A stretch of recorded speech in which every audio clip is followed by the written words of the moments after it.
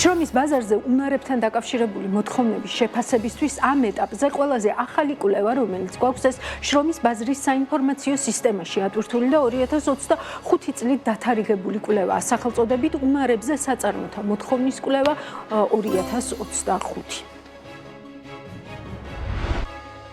წინამდებარე ანგარიში წარმოადგენს უნარებზე საწარმოთა მოთხოვნის კვლევის ანალიზს, რომელშიც მოცემულია 2023-24 წლებში დასაქმების სტრუქტურა, დასაქმების საერთაშორისო კლასიფიკატორის, პროფესიული ჯგუფის, ეკონომიკურ საქმიანობათა სახეების, რეგიონების, საწარმოთა ზომების, განათლების მიღებული დონეების, საშუალო პროფესიული და უმაღლესი და სქესის მიხედვით.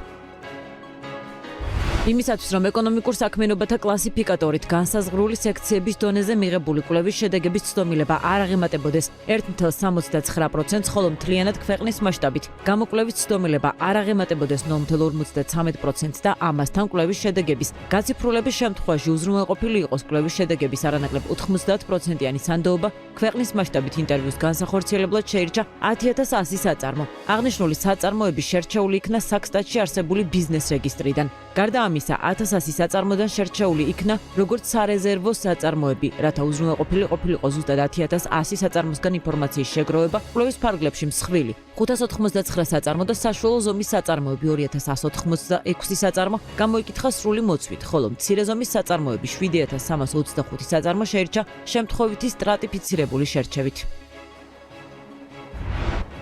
სამი მთავარი გამოწვევა, რაც მკაფიოდ ჩანს ამ კვლევიდან, უკავშირდება სამუშაო ძალის დაბერებას, პირველი სამუშაოს მაძიებლების შრომის ბაზარზე შეღწევადობას და თანამედროვე ტექნოლოგიების ათვისების დაბალ ტემპს. მივყვეთ თანმიმდევრობით. კვლევა აჩვენებს, რომ მომდევნო 5 წლის განმავლობაში, ანუ 2029 წლამდე, ყველაზე მეტად დაბერებადი სამუშაო ძალა თავს მოიყრის ტრანსპორტირებისა და დასაწყობების სექტორში, რაც რეალური გამოწვევაა, თუ გავითვალისწინებთ საქართველოს სატრანზიტო ფუნქციას, მათ შორის ამ სექტორში მოლოდინია, რომ 5 წლის თავზე დასაქმებულთა 20% საპენსიო ასაკის იქნება. ყველაზე ნაკლებად დაბერებადი სამუშაო ძალა საფინანსო და სადაზღვევო საქმიანობების სექტორშია. მომდევნო 5 წლის თავზე აქ დასაქმებულთა მხოლოდ 4% იქნება საპენსიო ასაკის.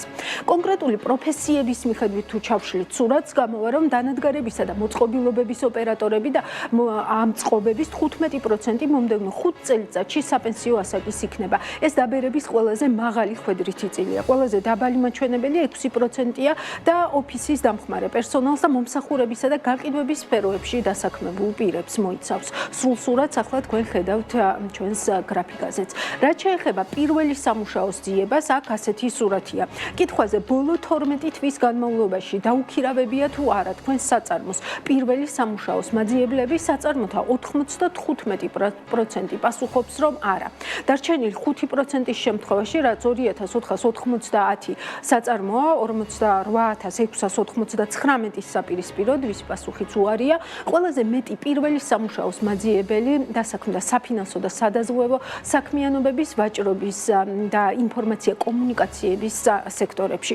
დასაქმებული 27861 პირველი სამუშაოს მაძიებლისგან ყველაზე მეტი იყო უმაღლესი განათლებით, შემდეგ საშუალო და ბოლოს პროფესიული განათლებით. ბიზნესის შეფასებით ამათგან ყველაზე სუსტი რგოლი საშუალო განათლებაა. მიუხედავად იმისა, რომ პროფესიულ განათლებას უკეთესი შეფასება აქვს დამსაქმებლების მხრიდან, ვიდრე საშუალო განათლებას, კვლევა აჩვენებს, რომ გამოკითხულ საწარმოთა 73%-ში პროფესიული განათლებით დასაქმებული კადრის საერთოდ არ ჰყავთ. ამასთან ამავე კვლევის მიხედვით ეს არ უკავშირდება უნარების დეფიციტს, რადგან 59% დადებითად აფასებს პროფესიული განათლების მქონე დასაქმებულებს, ხოლო 57% მიიჩნევს, რომ მათ საწარმოებში დასაქმებული პროფესიული განათლების ადამიანები დამატებით გადამზადებას არ საჭიროებენ. კვლევიდან ისიც ჩანს, რომ პროფესიულ საგანმანათლებლო დაწესებულებებთან საწარმოების თანამშრომლობა ძალიან დაბალ დონეზეა და ამ თანამშრომლობას პრიორიტეტად საწარმოები არც სამომავლოდ მიიჩნევენ. თუმცა ისიც უნდა აღნიშნოთ, რომ დინამიკა მცირედით გაუმჯობესებულია 2022 წელთან შედარებით. საწარმოების 36%-მა ამ თანამშრომლობის შედეგად ამ პერიოდში 5909 ადამიანი მაინც დაასაქმა. ქართული ოცნების დეპუტატმა გიორგი ბოლსკიმ კი გვითხრა ბოთლის მბერავებზე დიდი მოთხოვნაა, მაგრამ უმაღლეს დამთავრებული ამ სამუშაოს თაკილობსა, მაგრამ ამ კვლევას თუ შევხედავთ, პირობითი ბოთლის მბერავები, რადგან უშუალოდ ეს მოთხოვნა ამ კვლევაში არ იკითხება, ბიზნესს მაინც უმაღლესი განათლებით სჭირდება. ეს ნახევრად ხუმრობით, რა თქმა უნდა, თუმცა ხომ იცით სიმართლის მარცვლით. განათლება რომ არ არის შრომის ბაზარზე პირველად შეღწევის ბარიერი, ეს სხვა გრაფიკაზე ჩანს და ახალი კადრის მოძიების პრაქტიკას უკავშირდება. ახალი კადრების აყვანისას საწარმოების უმრავლესობისთვის მნიშვნელოვანია ნათესავები, მეგობრები, ნაცნობები. 3% პირდაპირ ამბობს, რომ სუბიექტური გადაწყვეტილების საფუძველზე იღებს ახალი კადრის დასაქმების გადაწყვეტილებას. საინტერესოა ის მიგნებაც, რომ 21 საუკუნეში გლობალური ეკონომიკის პირობებში საქართველოში გამოკითხული საწარმოების 48% ამბობს, რომ თავის საწარმოში დასაქმებულს არ სჭირდება უცხო ენის ცოდნა. უმეტეს შემთხვევაში კი ამ პასუხს სცემს კვლევის კითხვას გამოკითხული საწარმოების 30%. ამ შემთხვევაში უპირობო ლიდერია ინგლისურის ცოდნა, მას მოსდევს რუსული და შემდეგ თურქული. საწარმოთა მხოლოდ 7%-ს ყავს დასაქმებული უცხო ქვეყნის მოქალაქეები. კვლევა აჩვენებს, რომ ამ თვალსაზრისით ამ საწარმოებისთვის გამოწვევას წარმოადგენენ სპეციალისტი პროფესიონალები, მათ შორის ყველაზე მაღალი წილით პროგრამისტები და ასევე მენეჯერები.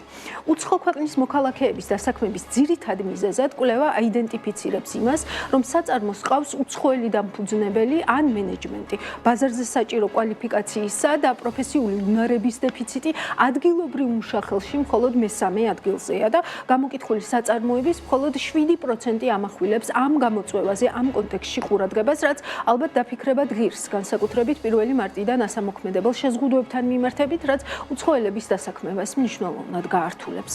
ცოტა უფრო დეტალურად შევხედოთ, რა ტიპის პროფესიული ჯგუფი ან რა კვალიფიკაციის მუშახელი არ მოიძებნა ადგილობრივ ბაზარზე. ეკონომიკის სამინისტროს მიერ მომზადებული კვლევა აჩვენებს, რომ 5 მსხვილი ჯგუფია გამოყოფილი. სპეციალისტი პროფესიონალები, დანადგარების და მოწყობილობების ოპერატორები და ამწყობები, მენეჯერები და ტექნიკოსები და დამხმარე სპეციალისტები. ეკონომიკის სამინისტროს ეს კვლევა პირდაპირ მიზეზ შედეგობრივ კავშირებს არ ადგენს, თუმცა ალბათ გონივრულია ვივარაუდოთ, რომ ამ ტიპის მუშახელის გარეთძიების ერთ-ერთი და ალბათ არც თუ უნიშნულო საფუძველი სწორედ შემდეგი სლაიდია. გამოკითხული საწარმოების 90% არ იყენებს თანამედროვე ტექნოლოგიებს.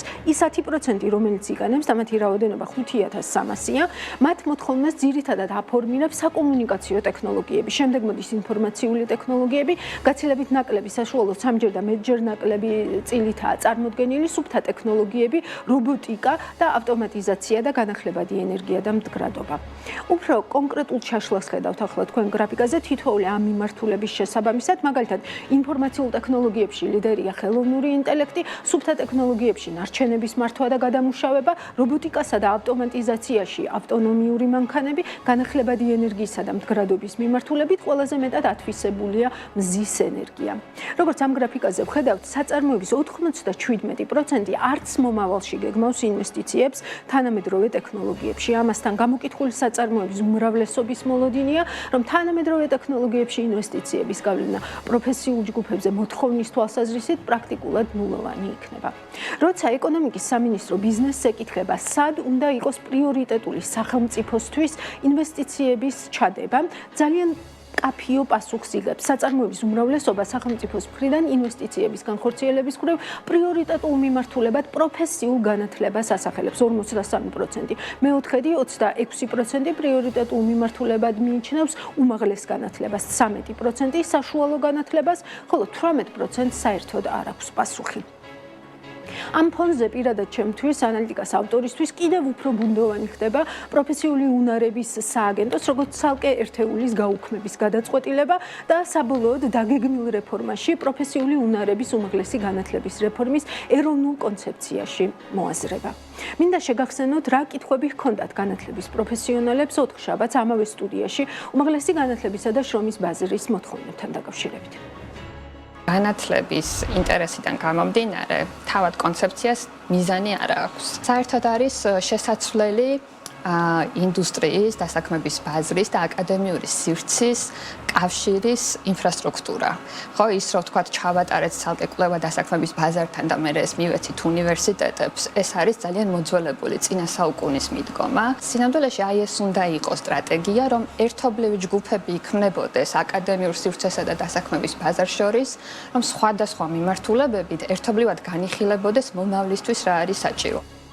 უნივერსიტეტებში წმინდად ბაზარზე ორიენტირებული სწავლება არ იცის არავინ, იმიტომ რომ არსებობს უნივერსიტეტში ეგრეთ წოდებული ბაზარზე ორიენტირებული პროგრამები და არსებობს უნივერსიტეტებში ისეთი პროგრამები, რომლებიც ბაზარზე არ არის ორიენტირებული, არამედ მიმართული არის წმინდად შემეცნებით ფუნქციაზე, რაც გულისხმობს სამ პრინციპულ რაღაცას, ცოდნის გადაცემას, ცოდნის დაგროვებას და ამ მას რა ქვია, ახალი ცოდნის შექმნას. ამიტომ ბაზარზე ორიენტირებული პროგრამები ძირითადად ვერ პასუხობს ამ სამივე მოთხოვნას ერთად.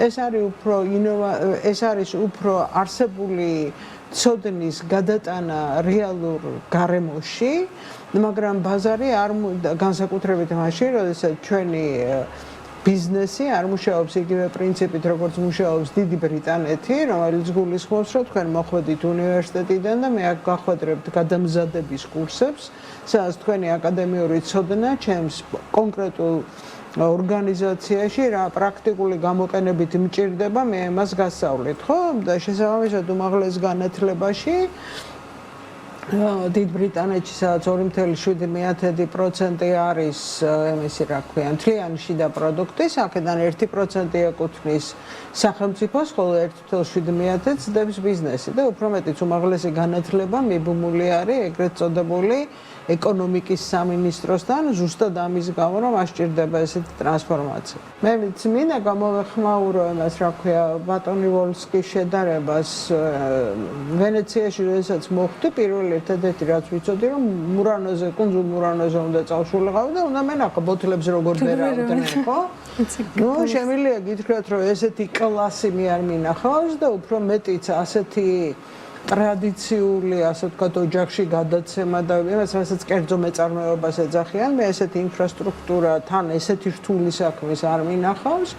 მაშინ როდესაც ჩვენ ვამბობთ, რომ ვიღაცამ უნდა განავითაროს პროფესიული საქმიანობა, უკეთესი იქნება თუ ვიფიქრებთ იმაზე, რა ტიპის პროფესიული საქმიანობები გვჭირდება, იმიტომ რომ ასეთ შემთხვევაში რაღაცა ეს, რა ქვია, სეგრეგაცია, ეს განათლების რეფორმა ქმნის ხელოვნურ სეგრეგაციას.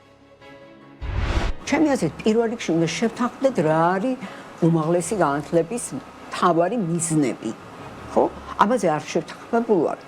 ვერ იქნება შეთანხმებად ვერ დასახელდება აი ეს სტანდარტული მინისტრების მიერ ხელმოწერილი დოკუმენტი.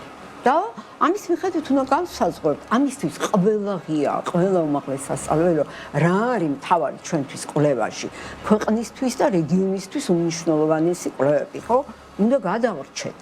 და დღეს ვერც ერთ ქვეყანაში ვეღარ ახერხებენ სამინისტროები ამის კეთებას დამოუკიდებლად, იმიტომ რომ წარმოგიდგენთ, ვერც ერთი სამინისტრო ვერ გაუმკლავდება კლიმატის გლობალურ ცვლილებას უნივერსიტეტის და კვლევის გარეშე. ხო?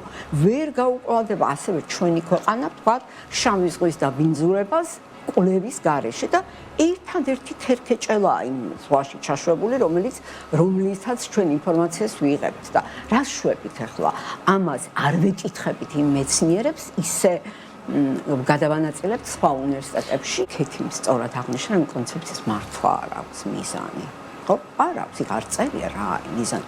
წარმოგიდგენთ, ეროვნული კონცეფციის პირველი გამოწვევა არის თბილისში რო ჭარბი მოსახლეობა იმისი განტვირთვა.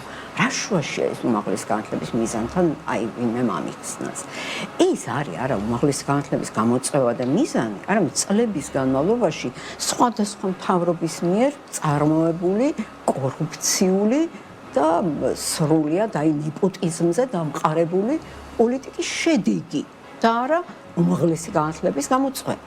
უმაღლეს განათლებასთან არაფერ შუაში არ არის ეს. ჩემი მომხმარის ბოლოს იმის შეხსენებაც მინდა თქვენთვის, რაც ისედაც იცით და რაც მთლიანად არის ამოვარდნილი მსჯელობიდან, როცა დისკუსია ბოთლის მბერავებზე მოთხოვნის დონეზე დადის. ეს ხელფასია, რაც ხშირად უქმნის მოტივაციას აბიტურიენტს იმ ფაკულტეტზე ჩააბაროს და ინვესტიციას საკუთარ განვითარებაში იმ კუთხით ჩადოს, საიდანაც უკუგების მეტი მოლოდინი ექნება. ამ მოლოდინს აბიტურიენტისთვის მათ შორის გამოცხადებული ვაკანსიებიც ქმნის, თუმცა ხელფასი ერთადერთი მოტივატორი არ არის. სტატუსი, შრომით კმაყოფილება, მოქნილი სამუშაო გრაფიკი და ასე შემდეგ და ასე შემდეგ. ძალიან ბევრი ფაქტორი მოქმედებს პროფესიის არჩევანზე. ბოლო 1 წლის განმავლობაში გამოცხადებულ ვაკანსიებზე შეთავაზებული საშუალო ხელფასი ძირითადი პროფესიული ჯგუფების მიხედვით, ამ კვლევის მიხედვით, ყველაზე მაღალი მენეჯერების ჯგუფშია 2544 ლარი. შემდეგ მოდიან სპეციალისტები 2074 ლარი და ტექნიკოსები 1920 ლარი. ეს მაჩვენებელი ყველაზე დაბალი დამწყები კვალიფიკაციის მუშების ჯგუფშია 957 ლარი. კვლევა იმასაც აჩვენებს, რომ 2024 წლის 1 სექტემბრის მდგომარეობით გამოცხადებული ვაკანსიებიდან შეუცვლელი დარჩა 10602 ვაკანსია, რაც გამოცხადებული ვაკანსიების 14%-ია. კვლევა ყველაზე მაღალ ანაზგაურებადი პროფესიული ჯგუფების ათეულზეც გვიქმნის წარმოდგენას მენეჯერებში, კვლევისა და დამუშავებების მენეჯერები, სპეციალისტებში, სისტემური ანალიტიკოსები, ტექნიკოსებში, თვითმფრინავების პილოტები, ოფისის პერსონალში, სოციოლოგიური გამოკვლევების და ბაზრის კონიუნქტურის კვლევების ინტერვიუერები, მომსახურების სფეროსა და სავაჭრო დაწესებულებების მომსახურე პერსონალში, ბორტგამცილებლები და სტიუარდები, სოფლის მეურნეობის კვალიფიციურ მუშაკებში, ღრმა წყლების მეთევზეობის სფეროს მუშაკები, ხელოსნებსა და მონათესავე პროფესიების მუშაკებში, ავიაძრავების მექანიკოსები და შემკეთებლები, სამრეწველო დანადგარებისა და მანქანების ოპერატორებსა და ამწყობებში, ჭებისა და ჭაბურღილების ამბურღავები და მონათესავე სფეროთა მუშები, დამწყები კვალიფიკაციის მქონე მუშახელში, სამოქალაქო მშენებლობის არაკვალიფიციური მუშები. ზოგადად ყველაზე მაღალი საშუალო თვიური ხელფასი ელემენტარული პროფესიული ჯგუფების მიხედვით თვითმფრინავების პილოტებს აქვთ 7760 ლარი. ამ განმოსახედიდან პირობითად ბოთლის მბერავობაზე მომგებიანი პარლამენტარობა ესეც ნახევრად ხუმრობით ცხადია.